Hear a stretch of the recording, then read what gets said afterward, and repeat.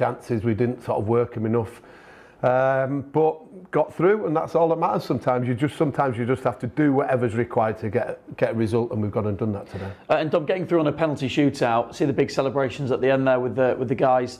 That's a good way to go through. You know, the worst thing is going out on penalties, isn't it? But actually, if you get through that and you have a moment like that, it's holds you in good stead. Yeah, if you win, it's good for confidence. I think the goalkeeper will get a lot from that because he was probably our best player. He was excellent today, made some important saves, and not just in the penalties, in general. So yeah, they'll take something from that. And then, like you say, it just keeps us moving forward. Momentum, again, we talked about that in the first part there when we all had chat, and I think that's important. Was it kind of Premier League class, if that's the right phrase, showing through in the end? In terms of what I mean is, you know, we saw the Birmingham players at the start of extra time. They looked like they were tiring a little bit in terms of conditioning and all that kind of stuff. Is that a Premier League squad just coming to the fore at the end? Yeah, look, I think, no disrespect to Championship teams, Premier League players are fitter, stronger.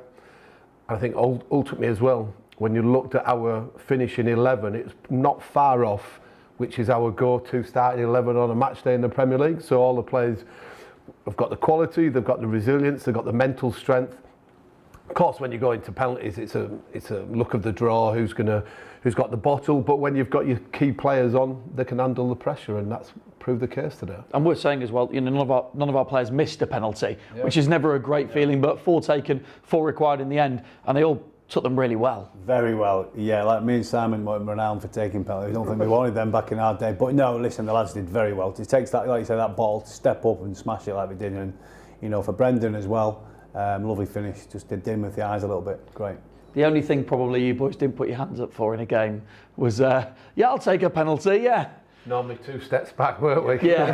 Pre-season's fine. But when it comes to match day, no, it wasn't really my forte. I always use it as an excuse that there's better players in front of me, so just they wanted to do it, so Look around, who's that player stood behind the opposite goal, hiding behind the net? Let's take a look at the 2 goals in the game itself. Of course, no goals in extra time in the end, although Leeds came close, didn't they? You know, Dominic Calvert-Lewin and then Ethan Ampadu nearly snatched it right at the end. But let's just take a look at the 2 goals that took us to extra time in the game. And first it was Nemecha, who's continuing this really good run of form that he's in, Dom, and he smashed this one home. Yeah, like you say, he wasn't getting a lot of the ball in the first part of the first half, and then the second half obviously gets an opportunity, little ball into him here, just skips away, and I tell you what, when he gets over here, wow, what a finish, like you say. And I don't think the keeper was expecting him to go that side, and he did with so much power.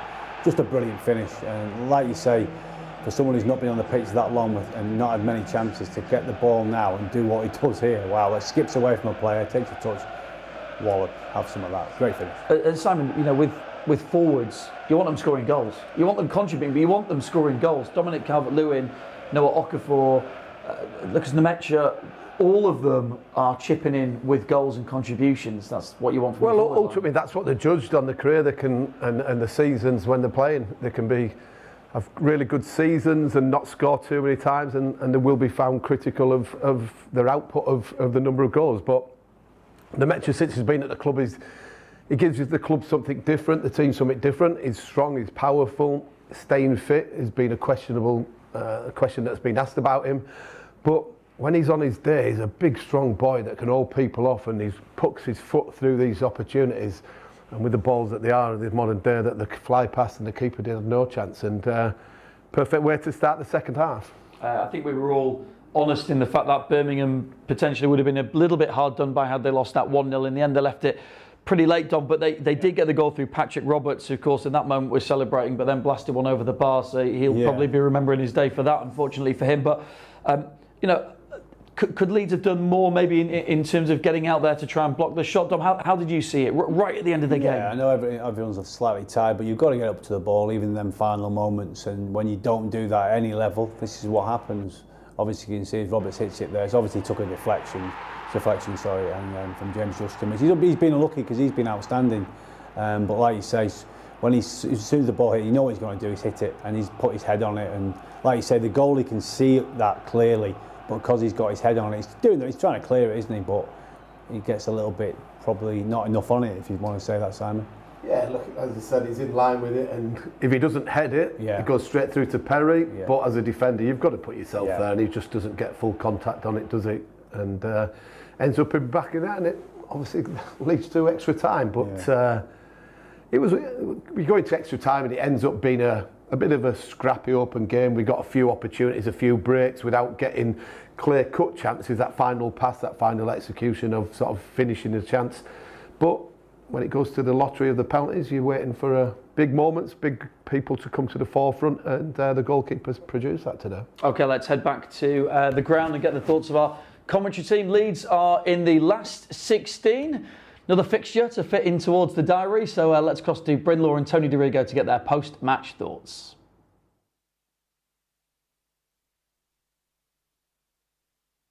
Exhausted, so don't know how the players will feel after all of that, but Leeds took it so close to just progressing in the normal manner by winning the tie, and then of course it wasn't going to be that straightforward, was it? It never is. No, it's not. And the FA Cup is wonderful. And you look at the opportunity, I suppose, Birmingham City thought that they could have against the big Premier League side, and they gave it absolutely everything. And they huffed and they puffed. They put us under a load of pressure, but we showed a bit of quality to get that first goal. And then you thought, could we control it? Could we then dominate? And we couldn't. You know, the home support and the players played really well for Birmingham City, and we just had to stick in there and try and somehow see it through. Yeah, set piece after set piece after set piece, corner after corner after corner. Yeah, with quality though as well. They just kept coming into the box, and they're a big tall side. That they made some substitutions, and Neumann come on. He was even bigger, and just physically it was a demanding game. And okay, tactically I suppose and technically they're not as good as us. However, they gave so much to the game.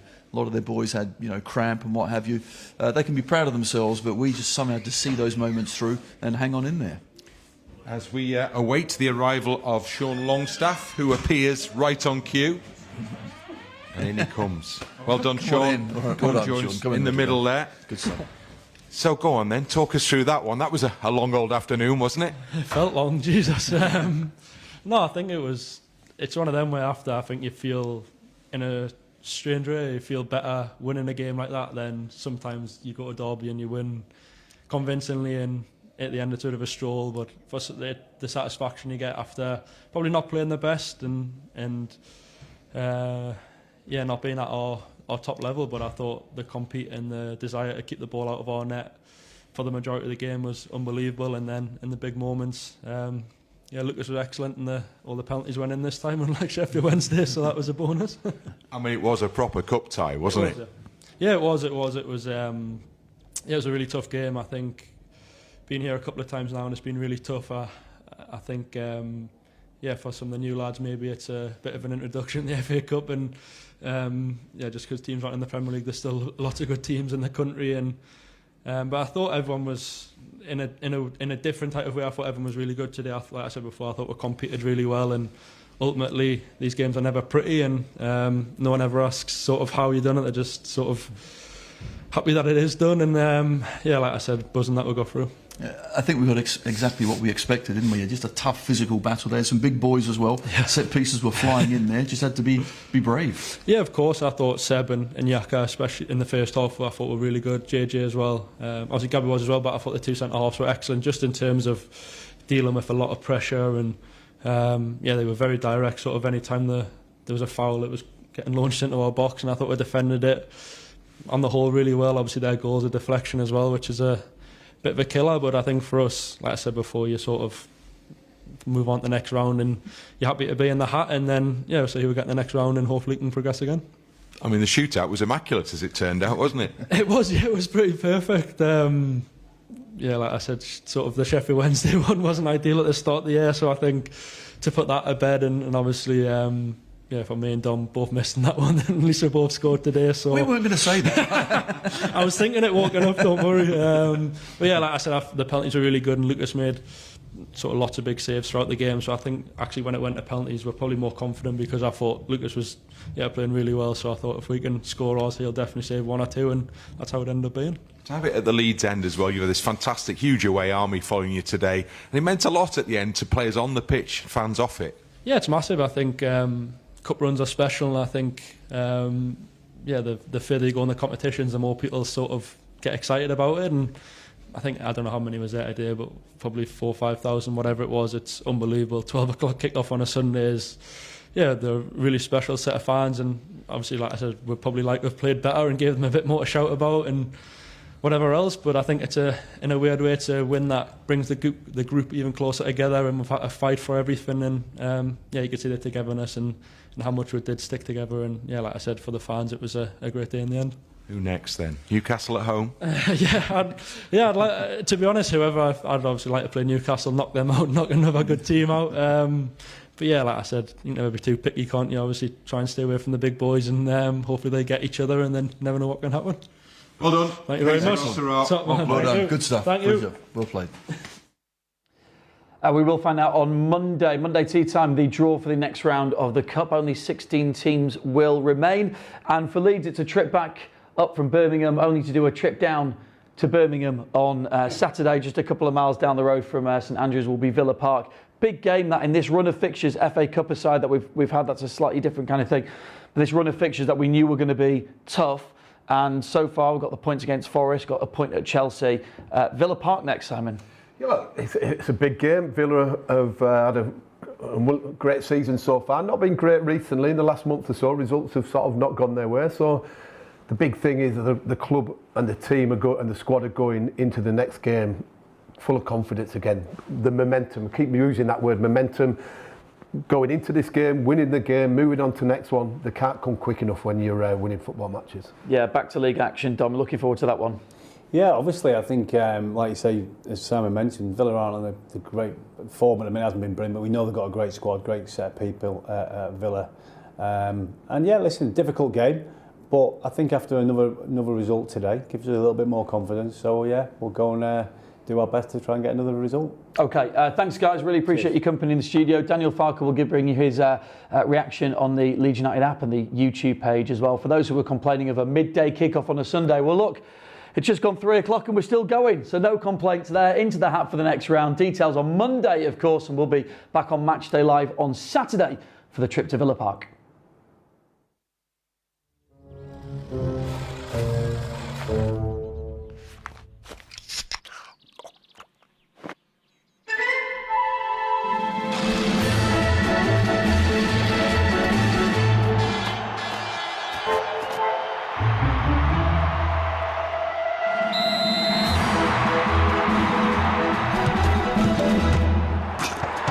Red Bull gives you wings.